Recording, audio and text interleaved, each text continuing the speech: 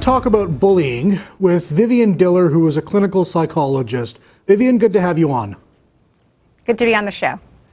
There was a study from the Evangelical Fellowship of Canada which said that a majority of people who are bullied, they're done based on their appearance more frequently than things like sexual orientation or religion. But what's your take on that study?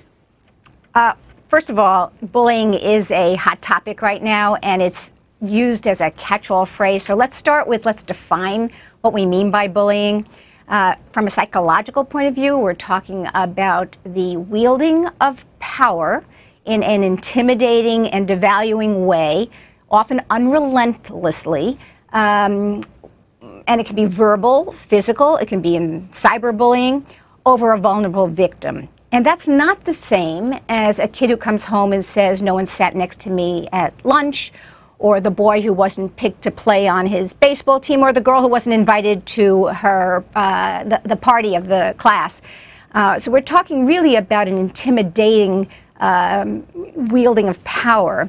And in terms of the groups that are targeted, I don't want that to get away from the fact that there should be zero tolerance for any group that's targeted, but it really depends on the context. You know, my kids grew up in New York City public schools, and the families I treat are often middle schoolers. That's the common group that's bullied in very diverse populations. So you don't find in those schools race, religion, even sexual orientation. The LGBT groups are not targeted as often as actually the kid who veers from the norm in their appearance. You know, the kid, say the girl who's overweight, who may have a bad case of acne, the boy who is smaller than his peers, you know, he may have a big nose and big ears.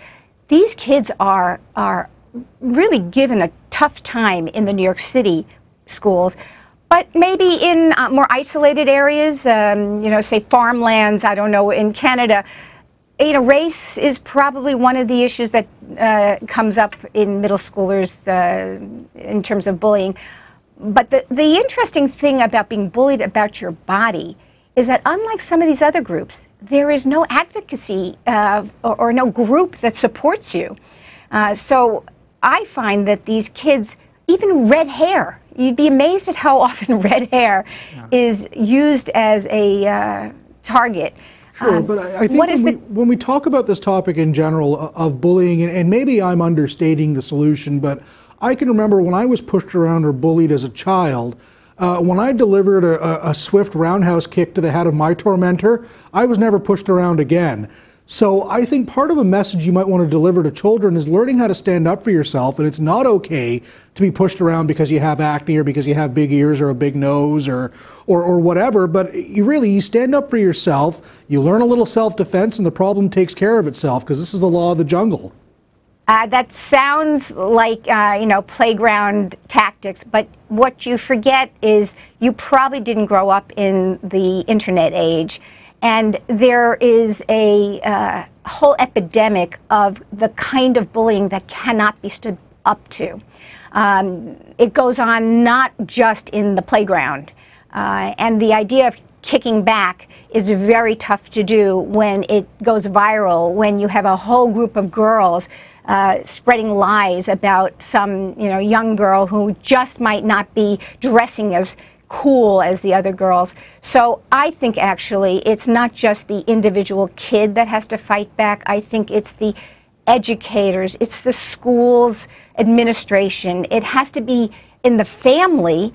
Something that is discussed is, what do you do? Well, that's the thing. You know, when it comes to this, to social media and people on Facebook and Twitter saying vicious things about each other, we really are in a brave new dystopian world. And I think parents and teachers have the challenge of, it's out there, it's real, and they still haven't figured out exactly how best to handle it beyond what disciplining is. But maybe, you know, if you're a parent, make sure you know what your child is doing on social media. Make sure you're monitoring their Facebook wall, you're on Twitter, you're focusing on that, and really make sure they have a solid grounding in who they are beyond social media in terms of their family and their community. But this is where it gets tricky. What happens if you're a kid who might be struggling with their sexual identity or sexual preference, and you're afraid to even talk to your family about it? These are kids who are anyway, especially during middle school, struggling with complicated identity issues. They go to school and they may have just come out, which is a very tough thing to do. And if there's a whole group of students who are teasing you, not just teasing you, over the internet, but it's unrelenting, meaning you get on the bus and you're kicked, your backpack is taken and thrown.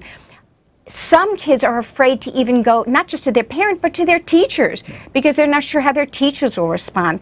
So I think what we have to do is, on some larger level, create a clear definition of what bullying is, what are the consequences to the people who bully, and follow through in that way, in not just in any specific groups, because that's, I think, your question was, is it happen more commonly about body image or about sexual preference?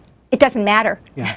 Bullying should not be allowed, and that schoolyard behavior that we used to think is okay, I think it's actually gone overboard. Well, and there are I don't kids know now, that we ever thought that kind of behavior in a schoolyard is okay, but I still think it's important for parents to teach their kids how to defend themselves, and sometimes there's nothing that a bully understands better than a quick punch in the face. But Vivian Diller, we disagree, but thank you for your time. Okay, good to be here.